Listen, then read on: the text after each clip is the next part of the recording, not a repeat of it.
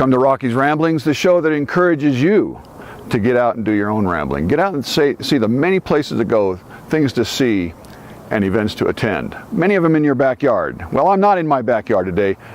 Actually, I'm in the backyard that I grew up in. I'm outside of Colorado Springs.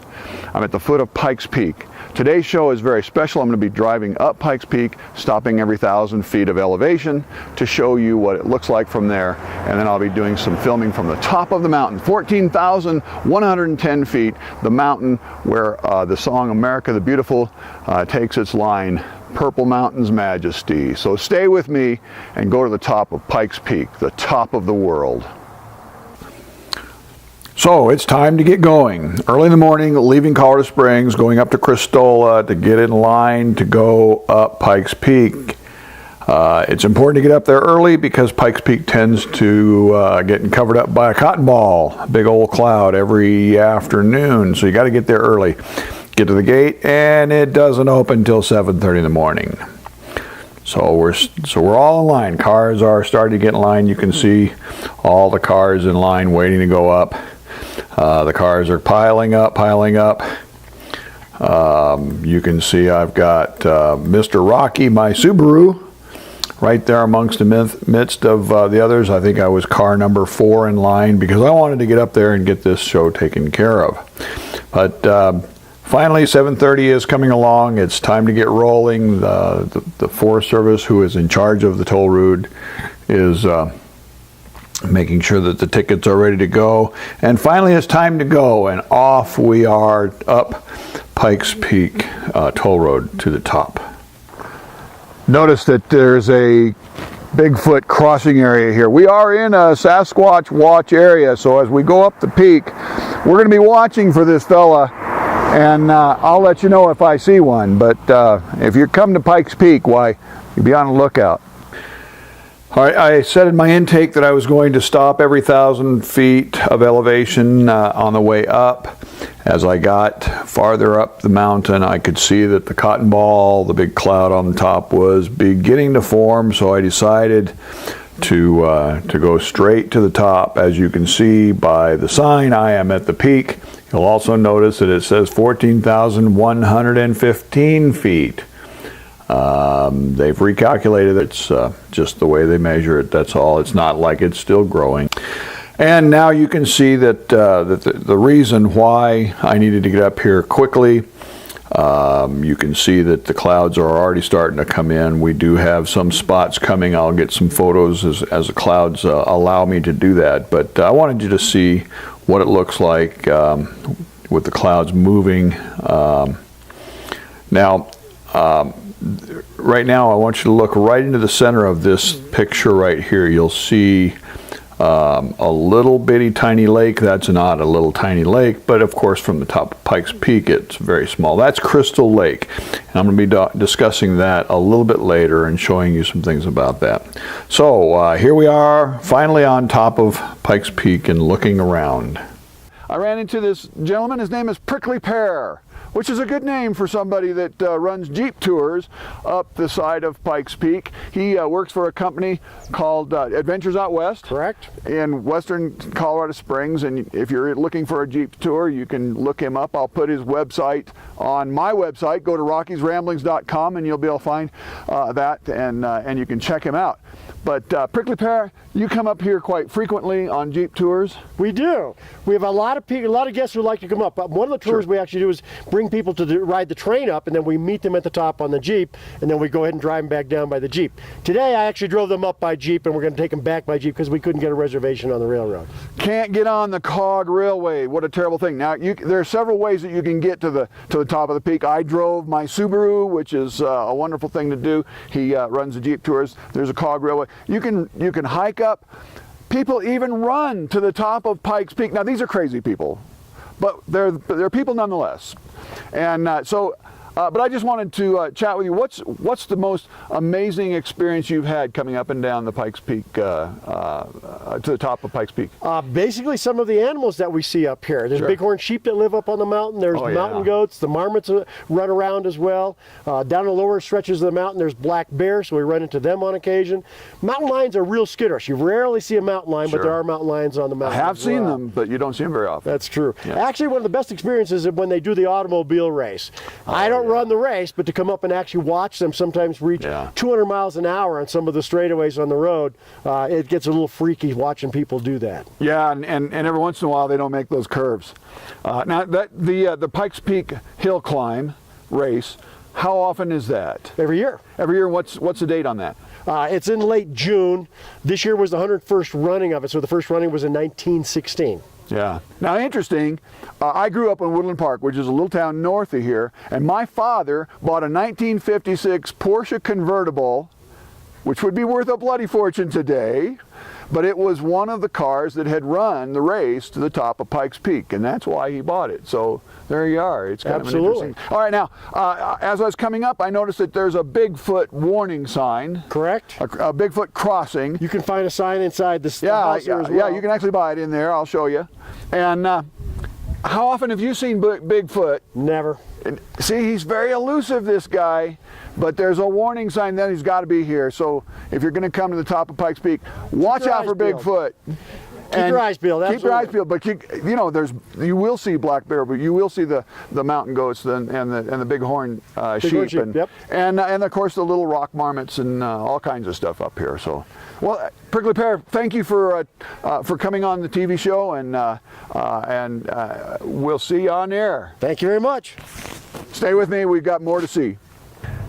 As we spoke, Pikes Peak was the inspiration for Catherine Lee Bates and her song, America the Beautiful. This is a monument to her and to the song that she wrote. Such an inspirational mountain and a beautiful place, and a song that has lasted the test of time. And so thank you, Catherine Lee Bates, and what a wonderful thing to be able to see up here.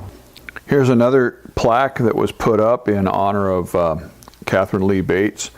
It was a specific honor on the 4th of July of 1993. There are monuments to lots of things up here on top of Pikes Peak.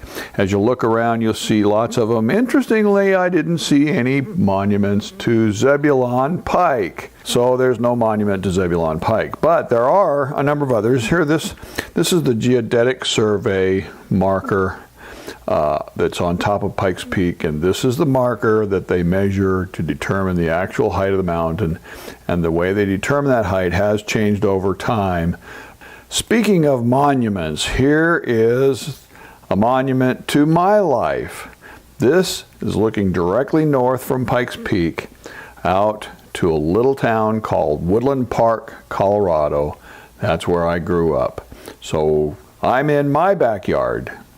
Well, from many, many years ago, and it was a huge backyard. Great place to grow up.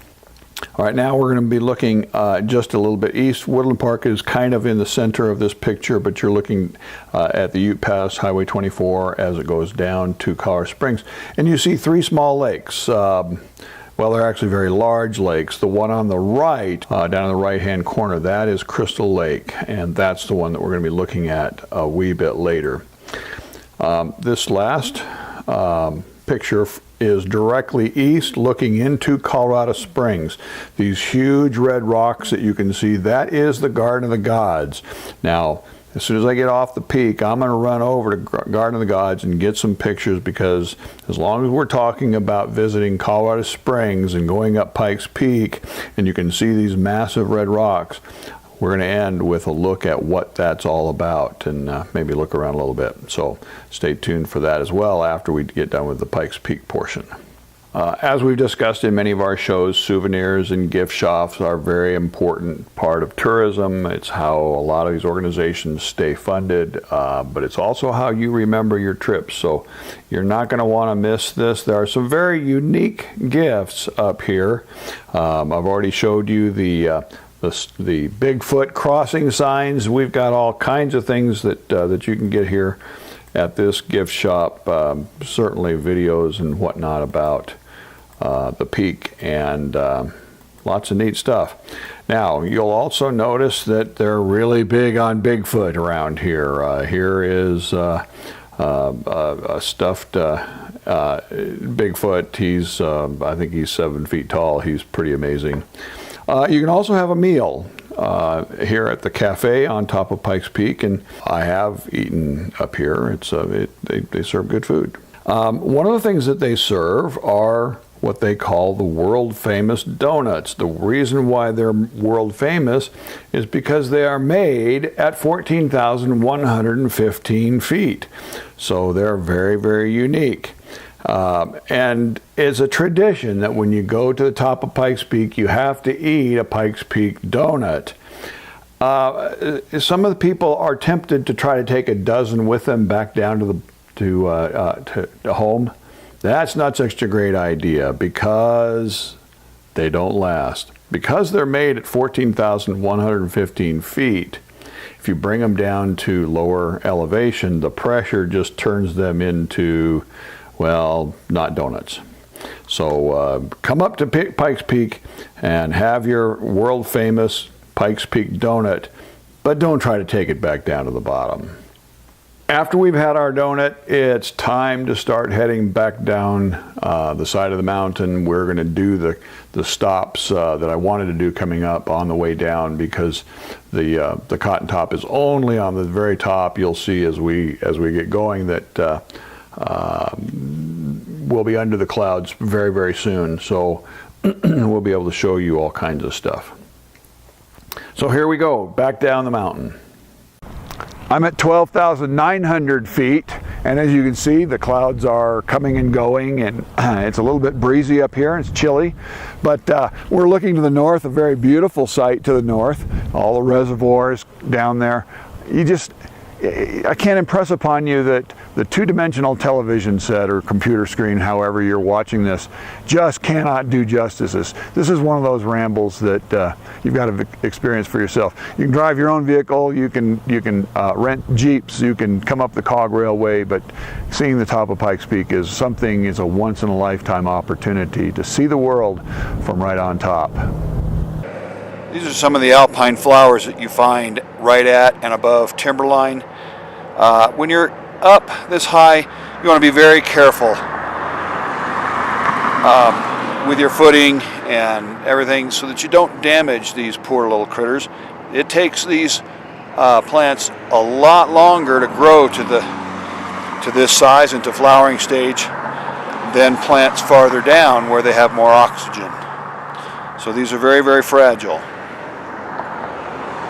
All right, this is right at the 12,000 foot mark.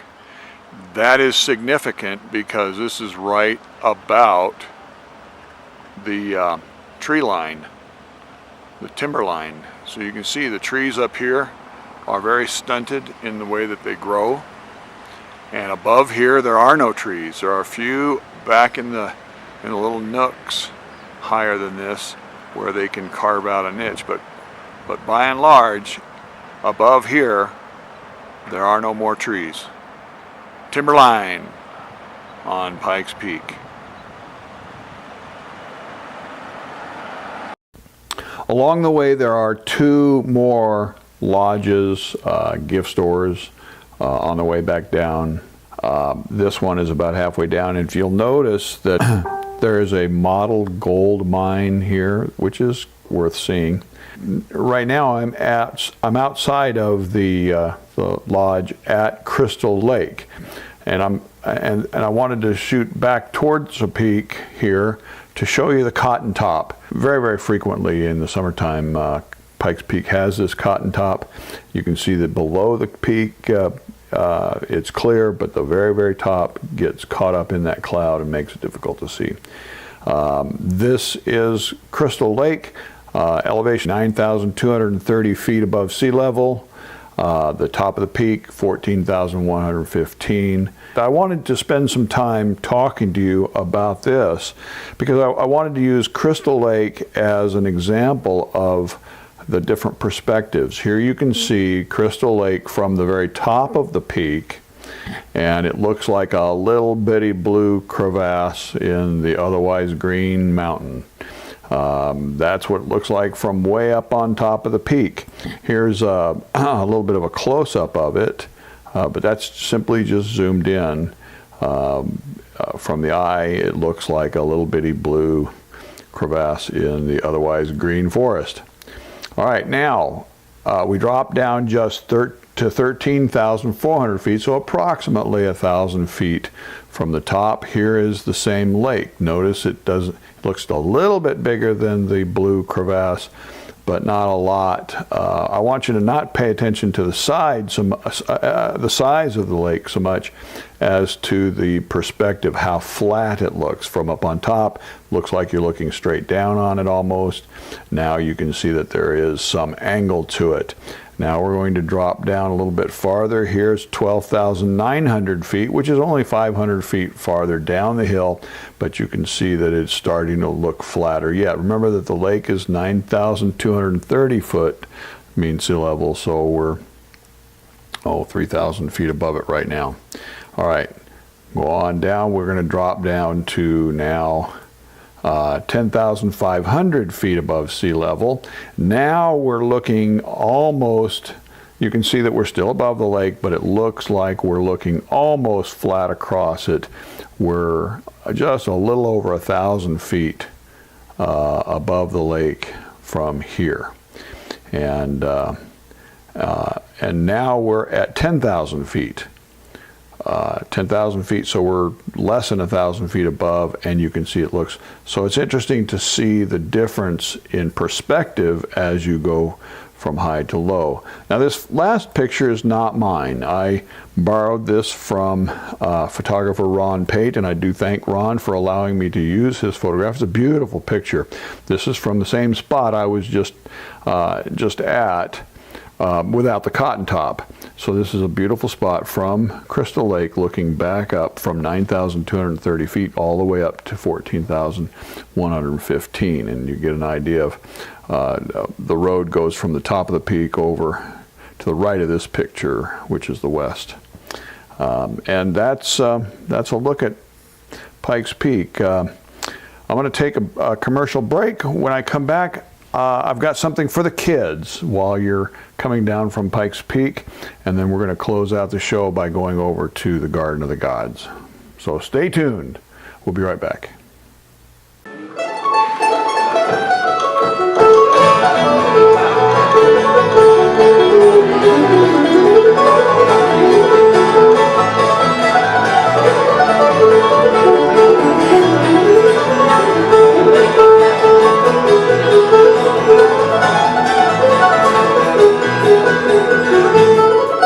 Welcome back from the break. I promised something for the kids.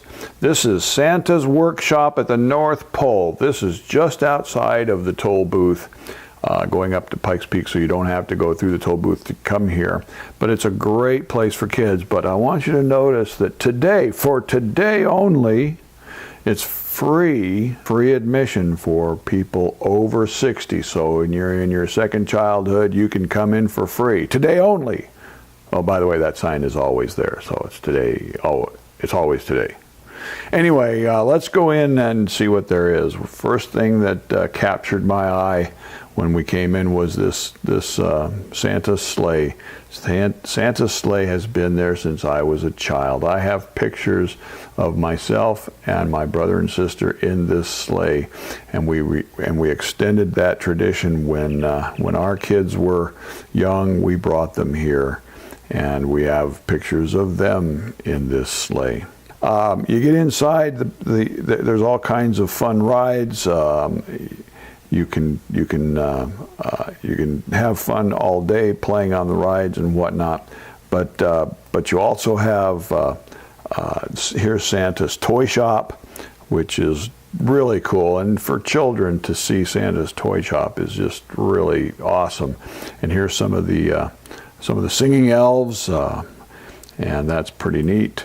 And of course, the coup de grace is to visit with Santa at Santa's house. and I happened to be there during his lunch break, so I wasn't able to talk to Santa, but your kids can go in there. And of course, Santa's Chapel. You must see Santa's Chapel. When you go on your vacations, make sure you do things for your kids, and this is one that is just very, very special and holds lots of memories from my own childhood. So that's a look at Santa's Workshop. Let's go down to Colorado Springs and go through Garden of the Gods. All right, here we are at the Garden of the Gods. I wanted to start with this picture because it has Pikes Peak in the background. You can't really talk about one without the other. This big red rock that you see here in the foreground, this is the rock that I was showing you from on top, if you remember that shot. So here we are, full circle on that one. Now, what is the Garden of the Gods? The scientists tell us that the Garden of the Gods was formed at the time that the Earth was being formed, and I'll let the scientists and philosophers debate as to when that all was. But when this all happened, molten sandstone was being forced up through fissures in the rock, and as it was forced up, it cooled and left these jutting plates and pinnacles standing. And so this very close formation of them here is rather unusual and very, very beautiful, as you'll see going through here. So that's what the Garden of the Gods is. You go down through the center of the garden, and there's just lots of these, and there, as you can see, there's lots of different shapes. Some of them are thick, some of them are round, some are pinnacle. Just beautiful. Around each corner, you're going to see something else. By the way, in this picture, if you look right all the way to the right-hand side, that large dome of a rock mountain there, that is Cheyenne Mountain.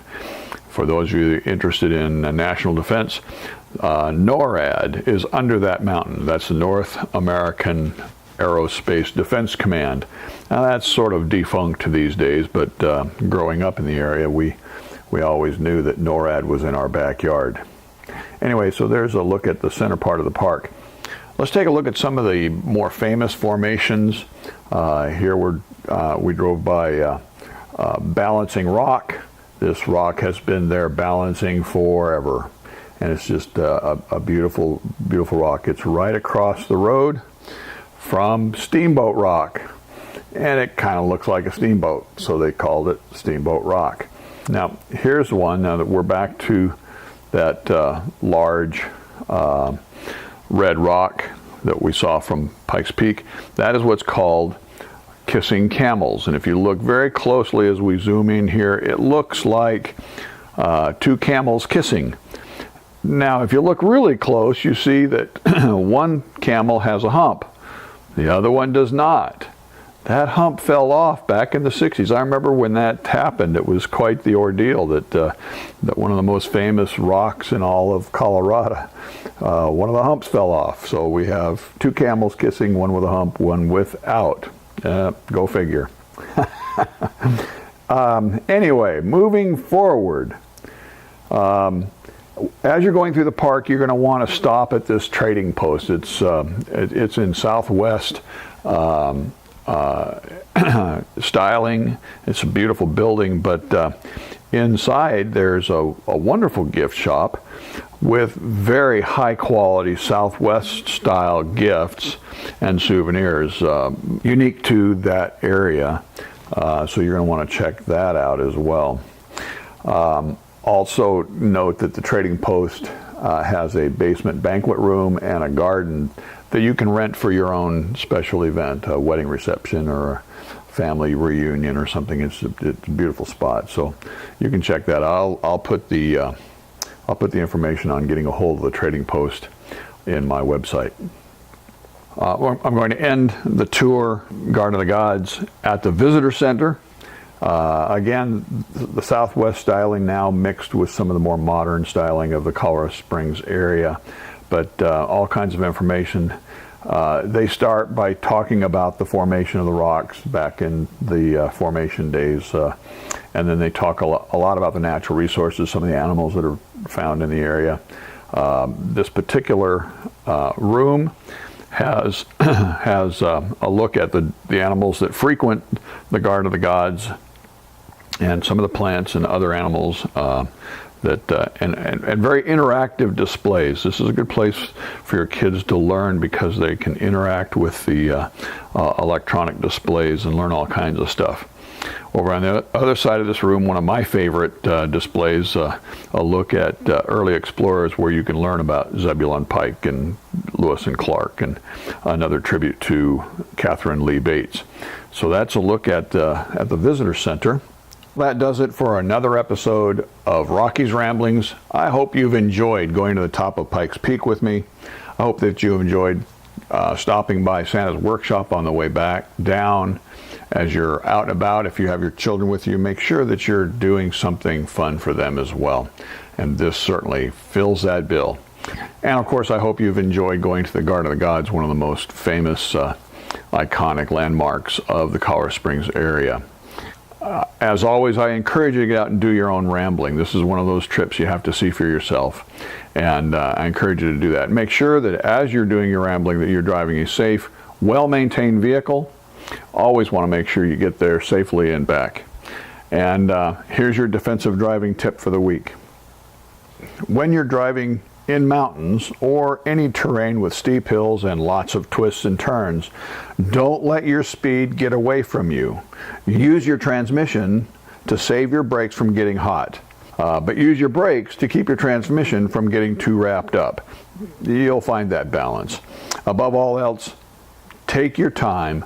Give other drivers lots of extra room. You don't know what's going on with their vehicle. They don't know what's going on with yours.